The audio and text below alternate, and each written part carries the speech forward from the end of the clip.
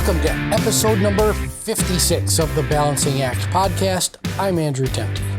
Today we've got Andy Perkins joining us. Andy is founder of Juno Creations, former global head of the Kaplan Performance Academy, and was also commercial director for IDG. Thank you so much for being here, Andy. It's a real pleasure, Andy. Looking forward to it. Yes, and for full disclosure for our audience, Andy and I have worked together in a number of capacities in the past, and I'm just thrilled to have Andy on as our third guest in our mini-series on organizational communication.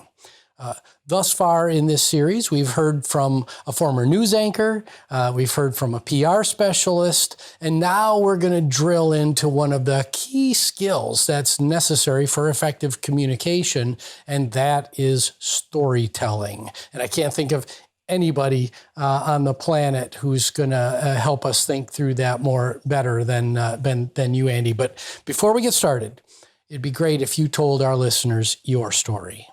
Thanks, Andy. Well, I'm a reformed accountant. I have probably been in the learning sector for probably more than 35 years, actually. And I've had a whole variety of different experiences, from building, selling global leadership programs, to working in Kaplan twice, and also to running a business, as you said, called IDG, where we worked particularly in the Middle East. But I was lucky enough to actually have an office at the Royal Military Academy, Sandhurst. In fact, Andy, when you talked about us working together, I just looked at the date, and I think we're almost on our 20th anniversary this year. So it's been quite a good journey with you into Kaplan and now with you here. Yes, it has been quite the journey, and yes, two decades. Absolutely, we got our start in the CFA education business. Yes, we did. Back at the turn of the century. So, Andy, if you had to pick one event in your life that was just a real accelerant for your career, put rocket boosters underneath you, what would that be? Oh, I don't know. I've thought about this question, and there's so many examples of where I've been, almost in awe of somebody. There was one partner in BDO who I was particularly taken by, a chap called John Piper, who has sadly died now. And I remember him saying to me, "So, Perkins, you want a job, do you?" And I said, "Actually, no, I haven't come for a job." And he said, "What do you mean you haven't come for a job?" And I said, No, I actually just wanted to ask you some advice. Anyway, he asked me how much I earned, and I think I was earning the princely sum of £5,000 a year, which he thought was ludicrous. And he offered me £4,000, and I accepted the job. And it was just because of his inspiration. However, if you don't mind me just taking a little bit more time, Andy, there is one man who really did inspire me, and that happened in 2002. And it's someone who you know very well indeed. I was working for a company called the Financial Training Company. We had just been acquired by Kaplan. I think it was November 2003. And the chairman of Graham Holdings came to visit us. Graham Holdings was the overall owner of Kaplan, a guy called Don Graham. And he came into the part of the business that I was running. And he was such a nice chap and so memorable. But he said to me, "Andy, ask me any question that you like." And I said, "Okay." I said, "What is the most challenging, most memorable leadership moment of your career?" And he said, "I'll answer that in a slightly different way. I'm going to tell you about my mother. And I'm going to say to you that one day my mother had to make a leadership decision. And she knew that if she was wrong, we would lose our family business. But if she was right, we could lose our country. And that was the decision as to whether or not to proceed with the Watergate investigation. And he said, that took so much courage to make that decision. She couldn't shirk it. She couldn't delegate it. She had to make the decision herself. And that story is always stuck in my mind. I'll remember it. It was so inspirational. Yeah, for our listeners who are not aware, Andy is talking about Katharine Graham, the great Katharine Graham, Don's mother. Just so inspirational. There's a very long read, but a very important read nonetheless on Katharine Graham that I encourage everybody to engage in. So thank you for that. Let's dive into our conversation on communication. Let's start with, can you recall an experience in your career where you thought you just had an unassailable, crystal clear message, only to find out later that the intended message was not received or was wildly misunderstood? What can we all learn from that experience? I can tell you one which you are very closely aligned to. When I came back to Kaplan in 2015, I was asked to revitalize part of the business, which was all around corporate and management training. And we called this leadership and professional development. And it was my idea and objective to interweave with technical training behavioral development. And so I remember talking about this, doing presentations on this and saying, we need to be able to train people in a holistic way, and we need to look at both technical competence and behavioral confidence. I probably preached this message so many times. I thought I was clear. I thought I was, very on the money. And over again, people just didn't get it. I had technical people coming up to me saying, does this mean our job is under threat? I was going, no, listen, it is about behavioral confidence and technical competence. Other people were saying, oh, soft skills, wishy-washy. And I must admit, and as you know, Andy, I did present that message and it was misunderstood over and over again. And I still think some people misunderstand it today.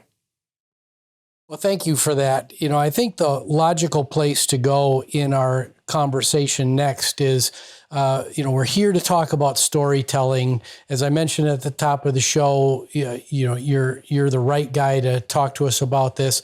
But what is storytelling? Well, if you look at storytelling in its purest form, Andy, you can actually track it back to probably 30, 40,000 years ago.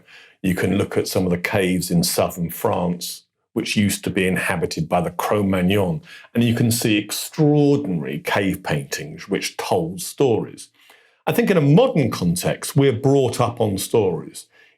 Our bedtime stories still probably are remembered by all of us. But in leadership and in business, I think stories have a fantastic place. I think they can be used for the vivid description of ideas, of values, of beliefs. I think they can bring to life quite tricky and difficult ideas, which I think can be constructed into a story, which makes them much more accessible to everybody. Yeah, if that's a great description. If you had, so now let's suppose you had a new manager sitting right in front of you. How would you describe the role of storytelling in their work as a manager? I like this question. I think I would explain to them that it is about inspiration, motivation, and to make things visible to the listener. Yeah, I like to think that coaching is a big part of a manager's job, and a lot of managers don't think about coaching as a big part of their job. And as a coach, you're there to listen and obviously elicit a conversation. But the role of storytelling in a manager's standard work cannot be underestimated. If we drill in just a little bit deeper, what other skills does an individual need to hone to build their storytelling skills? Are we really talking about a toolkit of skills? Yeah, I think so. I think sometimes storytelling can drift into almost personal heroism. And I think you need to really be careful to tell great stories which are there to help others, not to beef you up. I think if I was going to list down the key skills, I think, or the key pieces of my advice, I think you need to choose a clear central message. What is the message that you are trying to convey? I think you need to have a very clear structure. I mean, often people tell stories which seem to be off the cuff, but the greatest storytellers have actually planned and constructed the story first in their mind. So have a clear structure. I think you need to use your personal experiences to make it feel real. But as I said earlier, you need to avoid this heroism. It's not about me, me, me. The story is about helping other people around you. Be enthusiastic. Stories which are told in a dead monotone just aren't remembered. You need to be enthusiastic. You need to be lively. You need to live your story. Be authentic. Try and be as real and as authentic as possible. Read your audience. Look at your audience. Try and think, what are you thinking about this? And the very last bit is have a strong ending. If you think of parables or Aesop's fable, you always remember the ending. So make sure you have a strong ending, Andy.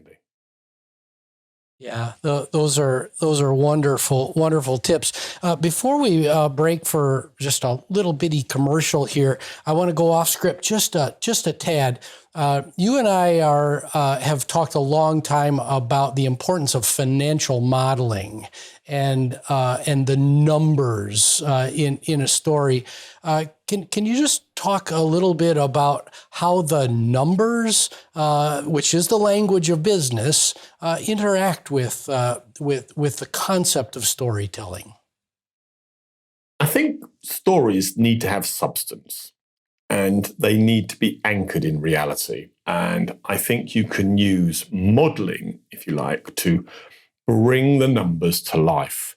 I think a flat spreadsheet can lose people, but a model with narrative, and if it's presented in an enthusiastic way, makes it very compelling. Rather than it just being nice words, warm words, you add in those numbers through the model, and people can actually see where you're starting, where you're going, and where you're going to end up. We have a great friend of ours called Ian Schnorr, and he's probably one of the best financial modeling storytellers that I know. Yeah, that's just a little plug for the Financial Modeling Institute that's run by Ian Schnorr that we're both engaged in. So thank you for that. Andy, communication typically ranks in the top 10 on many lists for skills of the future. As a leader in the L&D space, what advice do you have for our listeners to improve their communication skills? Are there any specific tools or programs that you'd recommend? I think they need to practice. I think everyone thinks they're a good storyteller. Yeah. And I just don't believe that it is as intuitive as people think it is. I think great storytellers often sit down, they plan, they write notes. It looks effortless, but a huge amount of pre-thought and effort has actually gone into it. I think I would run some of the points I've said already again. That clear message and a clear purpose is essential. I think that you need to try and stand in your audience's shoes. Is this boring? Is it too long? Am I living the story? Does the story have any relevance to the people who are listening to it? And I also think that when you're telling a story, it's not just about one-way communication. I think you have to know when to shut up and when to listen. And I think you can make the story much more interactive, if you like, if you have that discipline to deliver something which is interesting and memorable and relevant, but you practice it in a way that grabs your audience and keeps their attention.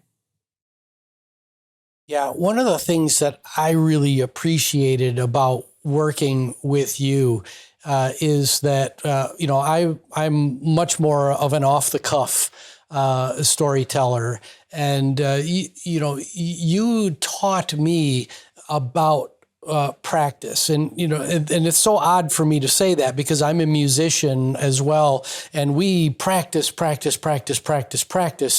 before we get up on stage and tell our story through music. But as a business person, I didn't do that. I just got up and started talking, so I would get caught in many of those traps that you've alluded to in this conversation already. Talking more about myself, not relating to the audience, not opening my ears and listening. Thank you for teaching me about the value of practicing, and especially,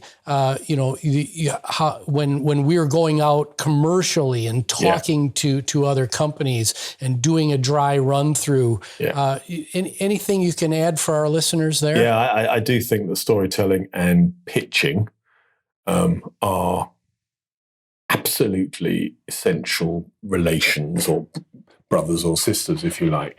I think that if you're going to do a good pitch, it has to have a good, what I would call a storyboard. And I think that if you're trying to do collective storytelling, a bit like storytelling in a choir, then you do need to have that practice so that there may be 2 or 3 people all telling different parts of the story. And so therefore the chemistry has to be right, the handover has to be right, everything has to not just look joined up, it has to be joined up. And I think if you do tell stories, good stories, believable stories, real stories, in moments like pitching, you can really stand out from your competition. Yeah, absolutely. So, many leaders ignore building communication skills in their teams. And I was one of them. This is now a couple of decades ago, because I did this as well. I made the erroneous assumption that everybody already knows how to communicate. I now know this is a false narrative, but why is communication so hard?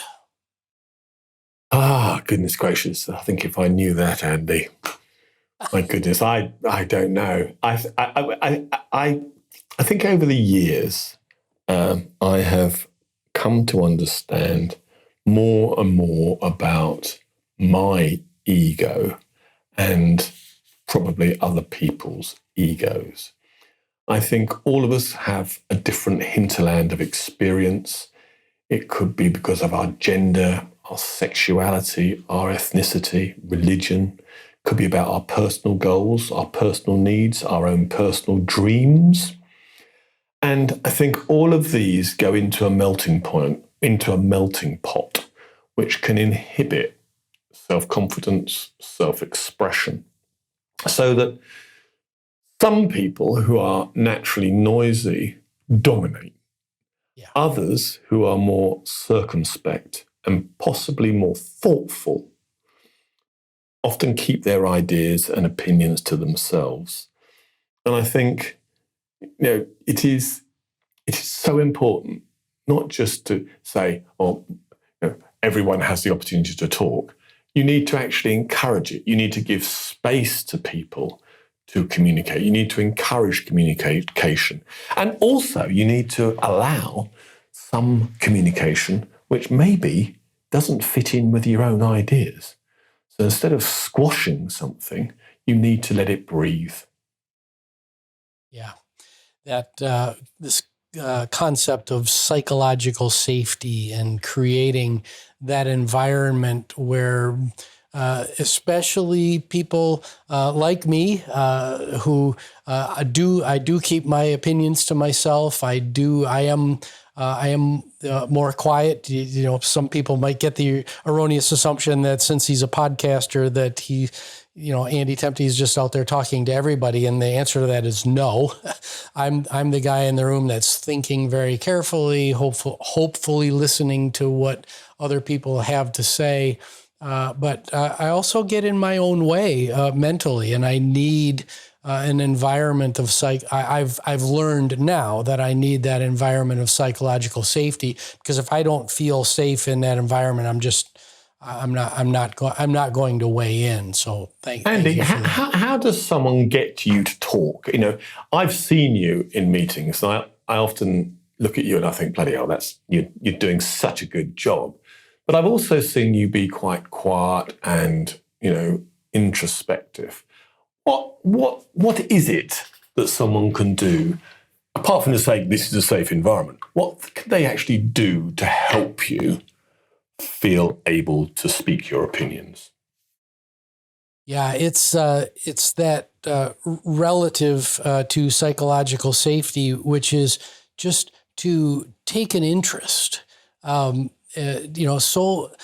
During my career, at least, especially as a senior leader, it almost goes without saying that everybody pays all their attention to him. He doesn't need any more. He doesn't need any more attention. But that's not necessarily the case.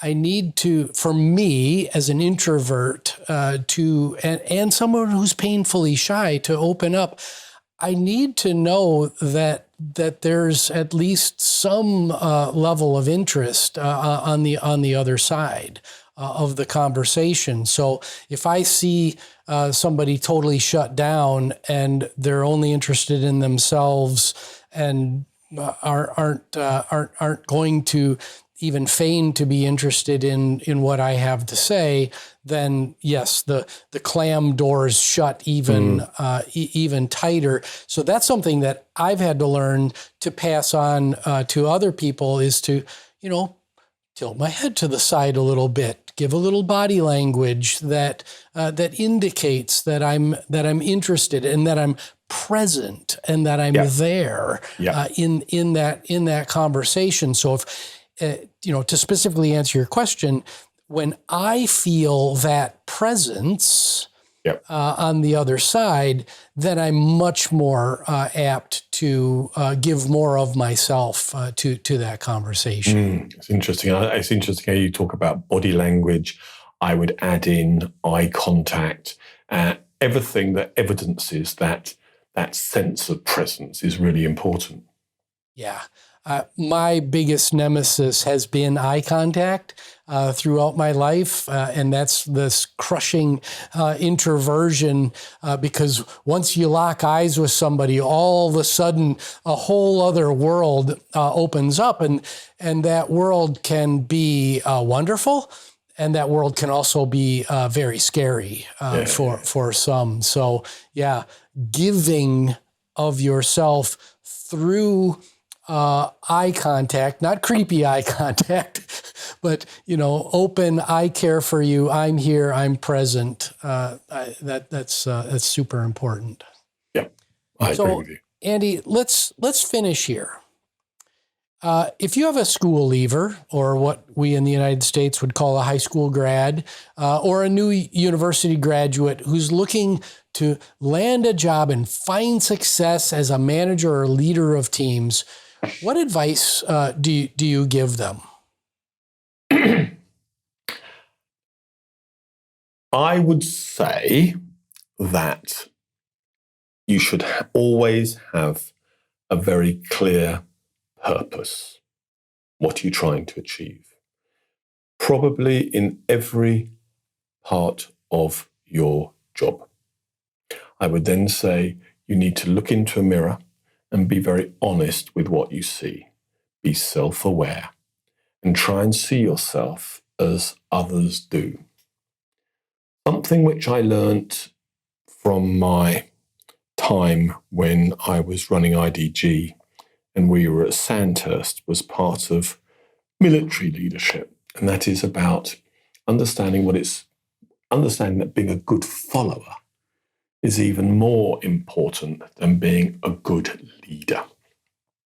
I think sometimes, I've seen you, Andy, be a great leader at one part of the day and then have to be a really good follower in the other part of your day as you conducted yourself with the Kaplan ink board. And I think great people I've met are able to flip between great follower and great leader with ease. I think the CAP badge at the Royal Military Academy at Sandhurst is interesting. It says, serve to lead. And I think that's a really good motto.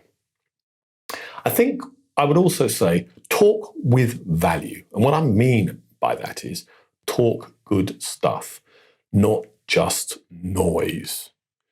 Noisy leaders, noisy managers aren't necessarily the best ones. In fact, they're often not. We've talked about this earlier, the power of listening. Listen, listen, listen, and listen again. Something which you and I hold very dear is commercial authenticity. I think that if you're going to succeed, you need to be financially literate, 1 point, and very, very commercially savvy. They are different. And I think that commercial authenticity is really important for success. Never sweeten the pill. Tell it as it is. Be honest. Stand in other people's shoes and try to look at things through their eyes. Never shy away from constructive conflict. Constructive conflict is not about personal insults or shouting. It's about creative disagreement. It's really, really useful and can create some fantastic outcomes. Delegate and trust in others. Something I have always found really, really difficult. It's a great weakness of mine.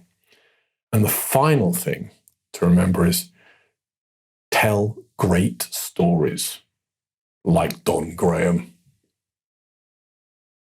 Yeah. Well, Andy, it's always so much fun to get together with you. I find I get so much value from all of our interactions. I've learned from you. I hope that our listeners have done the same today. So thank you so much for being here. My name is Andrew Temte. This is the Balancing Act podcast. You can find us on all the major podcasting services. Please like, subscribe, and rate, and we will see you next time.